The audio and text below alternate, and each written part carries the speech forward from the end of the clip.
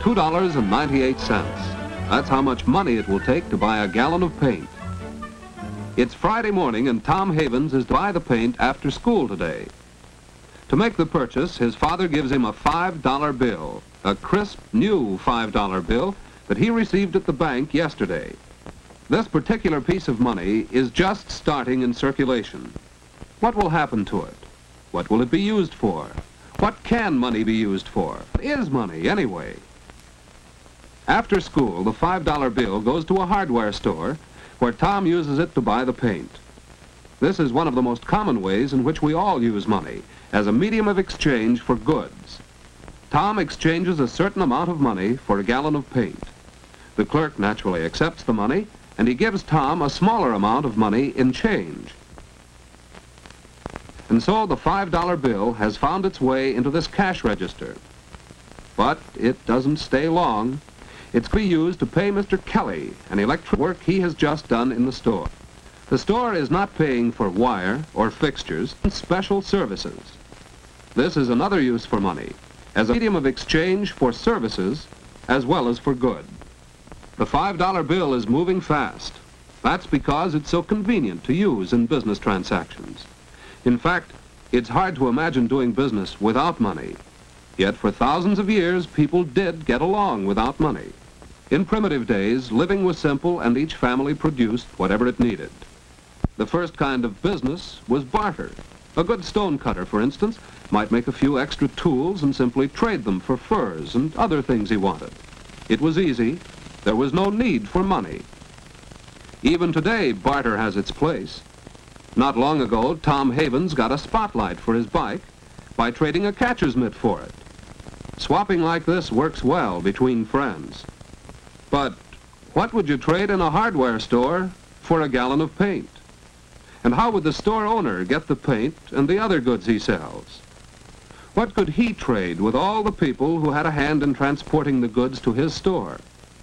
What could he possibly swap with all the stockholders of the hundreds of factories that produced the goods?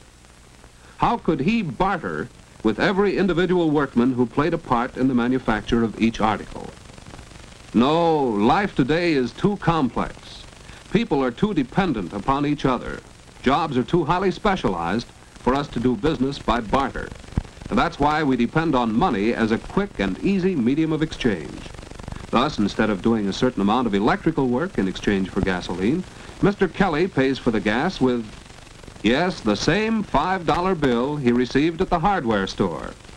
This convenience of modern money has evolved from an age-old search for a satisfactory medium of exchange. Out of the simple barter of primitive people, spearheads became one of the first articles used as money. Shells have also served as money.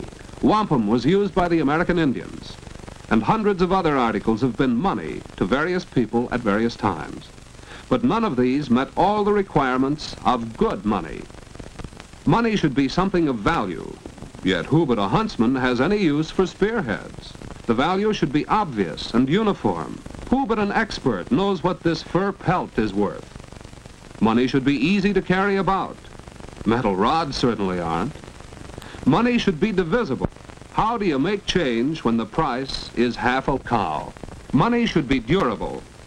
Too much salt money got caught in the rain. Out of such trying experiences, gold and silver emerged as the most durable, most convenient, most satisfactory money. For greater convenience, men started stamping out gold and silver coins with values imprinted on them. Later, governments took over the exclusive function of coining money, because unscrupulous men began to cover cheap metal discs with gold and silver plating. So today in the United States, any money is counterfeit and so worthless unless issued by the federal government. And anyone who knowingly tries to spend counterfeit money may be fined a large amount and sent to jail. The coins we use are made in one of the 3 mints of the United States Treasury, located in San Francisco, Denver, and Philadelphia. And from the Bureau of Engraving and Printing in Washington comes our paper money, including, of course, the $5 bill of this story. This represents the final stage in the evolution of modern money.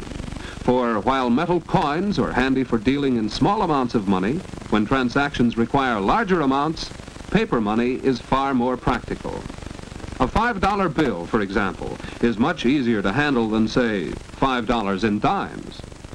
And just imagine buying something that costs $100 and paying for it with 10,000 cents. So the values of the money we use every day are the values fixed by the government. The paper bills and even the coins are not in themselves actually worth the amounts they represent.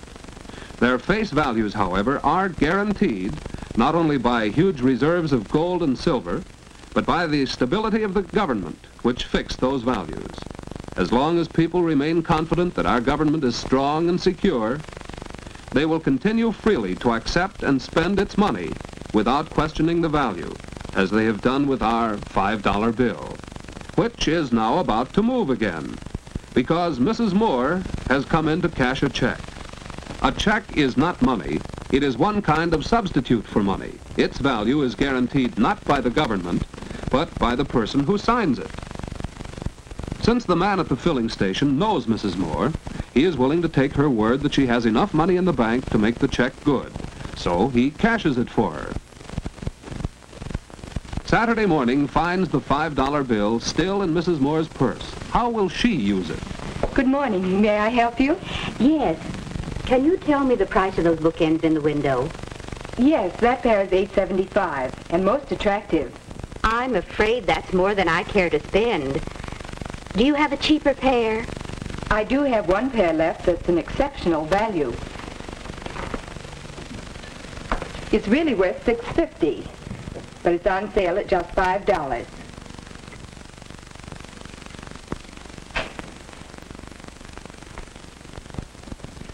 I'll take them, please. They're very good looking and certainly worth $5. Worth $5. Yes, since the value of our money is fixed by the government, we use it as a standard for measuring other values. So money is not only a medium of exchange, but also a standard of value. At 1 o'clock Saturday afternoon, the $5 bill is transferred from the cash register in the gift shop to the pay envelope of Virginia Height, the clerk who sold Mrs. Moore the bookends. And when Miss Height goes to spend the bill, she learns how money serves still another purpose. Hello. Do you want to make another payment on your radio? Well, yes. But I see the price has gone up since I bought it. Well, don't worry about that. You have to pay only the original price of $30. Oh, I'm glad to hear that. Your balance is just $15. I was so sure the price when I bought it was only $30. So we see how money serves as a standard for future payments, a yardstick by which we measure the value of anything bought or sold to be paid for in the future. But what of the $5 bill? Soon its adventures take a strange turn. This radio shop is where Tom Havens works after school and on Saturdays. And when he's finished his work for the week, he gets a $5 bill.